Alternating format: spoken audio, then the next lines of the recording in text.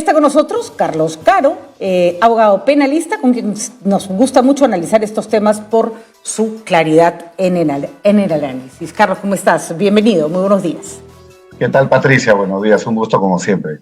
Bueno, Carlos, seguimos en esta danza de personas que entran y salen de la cárcel, de más indicios de corrupción en torno al presidente Castillo, pero da la impresión que por lo menos por un tiempo largo es por aquí que nos vamos a quedar. Es decir, un entorno cada vez más investigado y un presidente que por el momento no se encuentra en las vías para hacerlo enfrentar la justicia como un ciudadano más y no quedarse digamos, estancado en Palacio. Hay un tema que me parece importante resaltar. El hecho de que no se le investigue a Castillo no quiere decir que su entorno no dé cada día más información sobre Castillo. ¿Tengo entendido? Sí, efectivamente, ¿no? Acá, como tú bien has dicho al principio, gente que entra, gente que sale, es una suerte de revolving door, ¿no? Está dando la puerta giratoria en prisión y en los procesos. Y bueno, evidentemente la protección constitucional, las inmunidades solamente atañen a Castillo, no a su entorno, eventualmente a los ministros, pero los ministros no tienen un grado de inmunidad tan alto como el presidente. Los ministros sí pueden ser investigados, pueden ser acusados ante el Congreso, tienen, digamos, el único privilegio que es el antejuicio. Pero en medio de eso, cada vez son malos delatores, cada vez son malos que se acogen a la colaboración eficaz porque, en definitiva, la Fiscalía tiene un objetivo muy claro, sabe lo que quiere.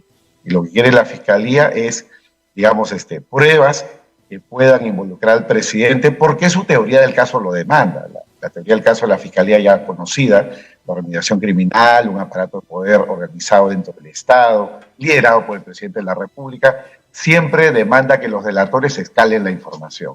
Entonces, esto es algo que va a seguir sucediendo y el presidente va a seguir blindado o hasta que haya una reforma constitucional o hasta que el Tribunal Constitucional interprete el 117 o el Congreso, digamos, dé un paso e interprete a su manera también el 117 y gatille una acusación constitucional. Hoy en día, la fiscal de la Nación está con las manos atadas, ya más no puede hacer, ha llegado la denuncia constitucional, más no puede hacer.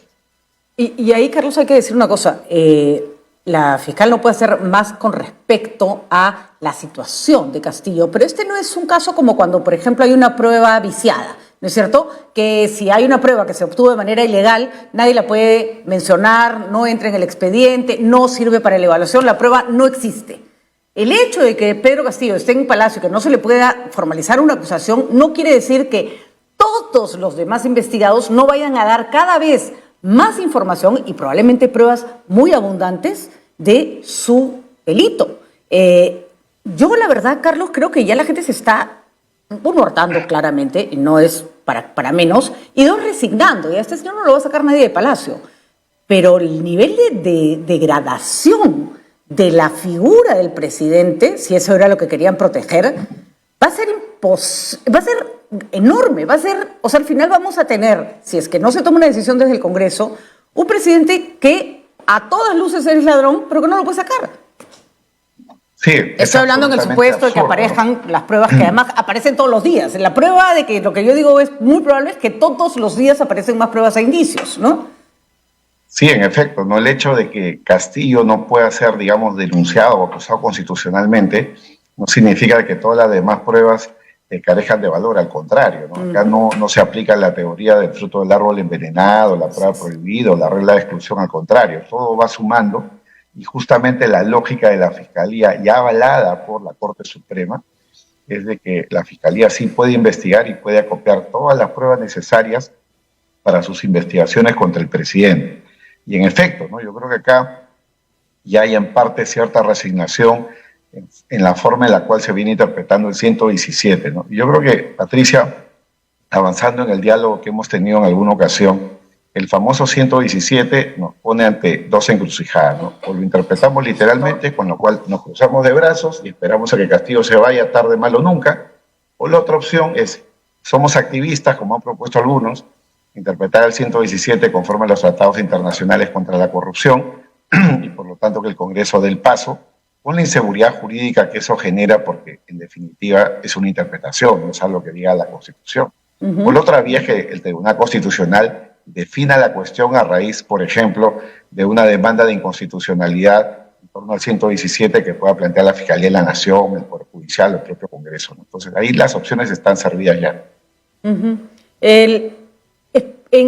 Con respecto a los casos que rondan al presidente Castillo, ¿cuál te parece el que es más comprometedor? El otro día conversábamos, no me acuerdo bien, con algún otro periodista, Carlos, y decía que le parecía que la Fiscalía se había abierto muchos frentes y que eso también podía dar una idea de cargamontón, ¿no es cierto? Vas a acusar a un presidente, asegúrate de agarrarlo por los casos más fuertes, porque además está ocurriendo una cosa muy compleja. Al haber tantos casos abiertos, hay tanta información que ya todo el mundo se mareó, todo le parece más de lo mismo, ya nadie quiere escuchar.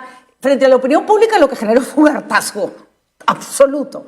Entonces, tal vez sí sería una estrategia seguir la investigación de todos, pero, digamos, darle más visibilidad a la que compromete de manera más clara al presidente. ¿Cuál sería tu criterio? Para mí, el caso más fuerte que tiene la Fiscalía es el caso de Anguía. De repente parece a la opinión pública un caso relativamente menor, es el caso donde está Jennifer Paredes, el alcalde, pero a diferencia de los otros casos donde se habla que el presidente intermedió, dijo y tal vez se benefició, en este caso de su puño y letra sale el decreto de urgencia, firmado también por Economía, para dar el presupuesto de forma absolutamente irregular y en contra, digamos, de la opinión de los propios asesores del Ministerio de Economía, porque no era para un decreto de urgencia esto daba para, digamos, un trámite regular a nivel de los sistemas presupuestarios.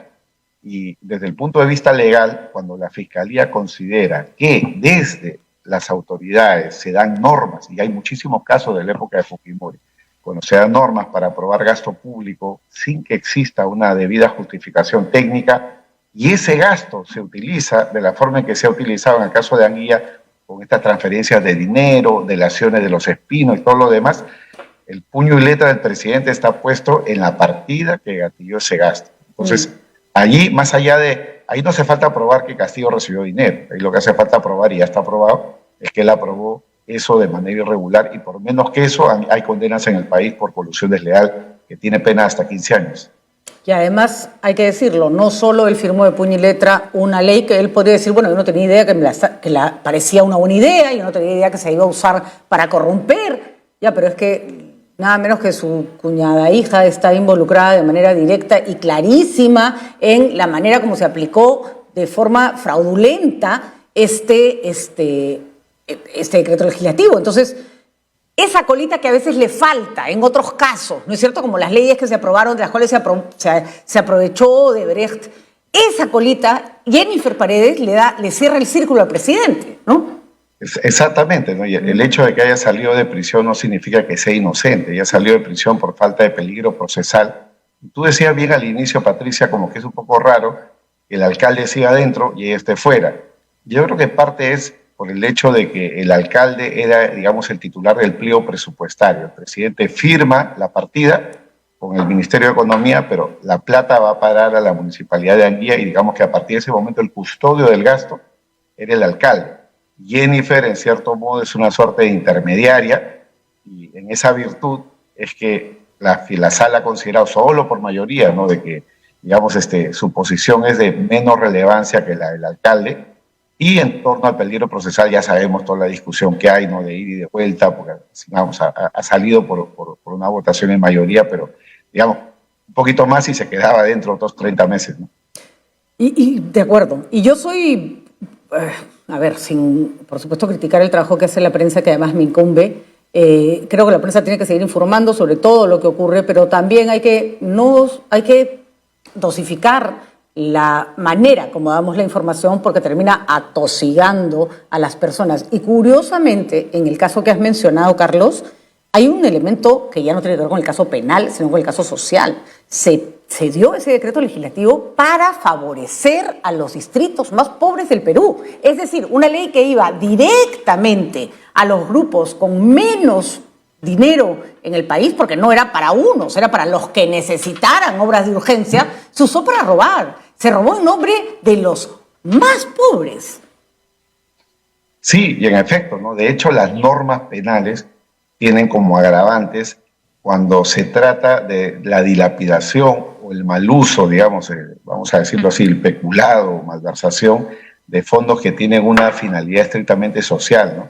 Y la partida de la cual se utilizó el dinero para la transferencia era una partida que no estaba dentro del presupuesto general, sino justamente, como el nombre dice, el dispositivo legal utilizado para temas de urgencia. Hay un terremoto, hay, digamos, una desgracia pública, una calamidad. Para eso está esa plata. Se ha utilizado esa plata para decir, vamos a hacer obras en mi pueblo o en zonas cercanas a mi pueblo, con el alcalde que es amigo, con Jennifer Paredes de por medio, y las coordinaciones que ya hemos visto de ida y de vuelta al interior del Palacio de Gobierno. Entonces, y yo creo que es el caso más fuerte que tiene la Fiscalía respecto de Castillo, sin perjuicio de los demás, donde el señor Castillo, digamos, tiene una participación donde su intervención se va construyendo por indicios, por testimonios, por declaraciones, pero en este caso está el decreto firmado por él de forma absolutamente irregular. Y como se dice en la jurisprudencia de la Corte Suprema, el delito de colusión, que tiene pena de 15 años de cárcel, puede implicar fraude en la contratación pública desde el día 1, desde el día en el cual firmas la partida y el presupuesto, hasta el último día en que ejecutas la obra.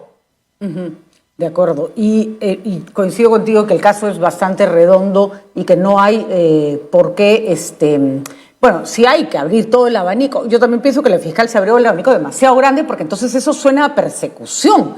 Y hay casos que todavía la cosa estaba un poco verde como para esperar, ¿no? E ir ampliando. Recordemos que en el caso Vizcarra, por ejemplo, había una denuncia de corrupción, bastante solventada y bastante seria. Probablemente como tenía, creo que el fiscal, el equipo del fiscal Vela tenía múltiples elementos, ¿no es cierto? La recepción, presunta recepción del dinero, en fin, los indicios, el expresidente Vizcarra en una oficina, luego la avioneta, en fin, había toda una recatafila de hechos que no lo dejaban al margen.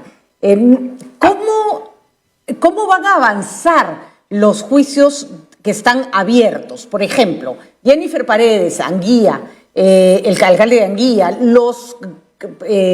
el gabinete en la sombra. Cuando se piden 30 meses de prisión preventiva, uno piensa, uy, acá que empieza el juicio. Pero ¿crees que podría haber alguien sentenciado por un delito que involucre al presidente Castillo antes de que termine su gobierno? Yo lo veo muy complicado. Porque los procesos penales, cuando se trata de presuntas organizaciones criminales, tienen solamente en la fase preliminar 3 años. hasta 36 meses de plazo para la investigación, en la preparatoria hasta otros 36 meses. Los casos más rápidos que hemos visto por casos similares o por situaciones similares son preliminares y preparatorias que duran 3 o 4 años. El ir a juicio, etapa intermedia, acusación, el proceso, el juzgamiento, son 2 años más por lo menos. Entonces yo creo que acá no van a haber sentencias, sino hasta dentro de 3, 4 o 5 años inclusive. No es como el caso, por ejemplo, del hermano Chejáez, ¿no? Que era un caso muy específico, era un caso muy acotado, no era un caso complejo, tráfico de influencias, y la condena se produjo aproximadamente a los 2 años, y además el Código Procesal estaba nuevecito, ¿no? Ahora este Código Procesal que tenemos ya tiene más de 10 años de vigencia en el país, y la carga procesal ha crecido enormemente. En esa época pues los juzgados estaban, digamos, inaugurándose, ¿no? De acuerdo, y eso va a generar, por supuesto, hay que decirlo, genera retraso. Por eso cuando el presidente Castillo dice, ¿y qué pasó con los que antes robaban y ahora están libres? No, libres no están. No solo no están libres, no han estado libres. Ya hubieran querido que haber tenido el tratamiento que él tiene. La mayoría ha tenido prisiones preventivas no cortas. Han perdido por lo menos 1 año o más de sus vidas en la cárcel cuando todavía no habían sido declarados culpables. Ahí hay que contrarrestar ese discurso. Y no tienen un tratamiento igual. Vizcarra sale diciendo, a ver el juicio. Me progresele ya, espérate, porque cuando te caiga te va a caer la recontra quincha. Es decir, no es que no haya pruebas y no es que el Poder Judicial o Fiscalía los esté protegiendo. Es que así es. Debería ser de otra manera, pero así es, ¿no? Sí, en efecto, ¿no? Acá, digamos, hay que tomar en cuenta de que la Fiscalía de la Nación, al igual que todo el Ministerio Público, seguía por el principio, digamos, de persecución pública. Entonces no puede declinar de ningún caso. Lo que tú decías hace un momento, ¿no? Esta suerte de idea de persecución, casos que se acumulan, es porque la Fiscalía, frente a cualquier hecho que pueda tener relevancia penal contra Castillo, tiene que abrir una investigación. Muy bien, Carlos. Y en ese contexto hay investigaciones que van contra los funcionarios no aforados, Fiscalía Ordinaria, y contra el presidente. Y estos casos tienen que seguir en paralelo.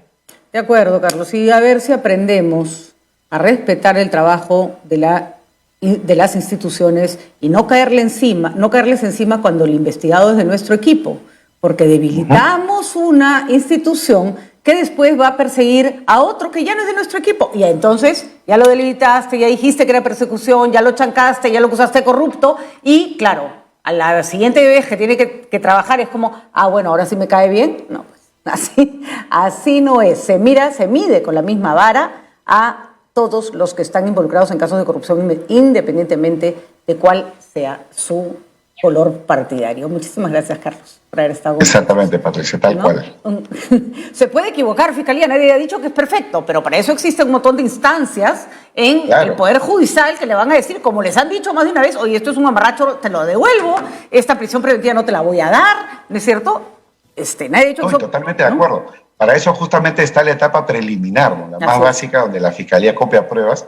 Y en esa etapa preliminar, o sea, al margen de Castillo, se archiva aproximadamente 70 al 80% de los casos, ¿no? Porque son falsos positivos, pero donde la Fiscalía tiene que ser. Su deber es que hay un indicio de algo, ¿no? Así es, cuando la prensa saca una denuncia de corrupción, la Fiscalía de oficio tiene que ir. No es que la prensa le dicta a la Fiscalía, es que ante la presunta evidencia de un delito, la Fiscalía no puede mirar para otro lado, ¿no? Claro, todo el mundo habla y compara con los Estados Unidos. Dice, ya la prensa hace y el fiscal no hace nada. Es que es diferente, porque allá el fiscal decide qué caso toma y qué caso no. Exactamente. Principio de oportunidad, privar. Acá eso no existe, acá el fiscal tiene que investigar siempre. Así es. Muy bien, Carlos. Claramente nuestros sistemas judiciales ni siquiera se parecen. Ni siquiera. Que les pongan un jurado, van a ver qué rápido se van todos a la cárcel. Que no reclamen igualdad, que no reclamen, porque con lo molesta que anda la gente con los casos de corrupción, los van a mandar a todos a la cárcel uno tras otro, independientemente de las pruebas. Así es, Patricia. Gracias, Carlos, por haber estado con nosotros. Un gusto, buen día.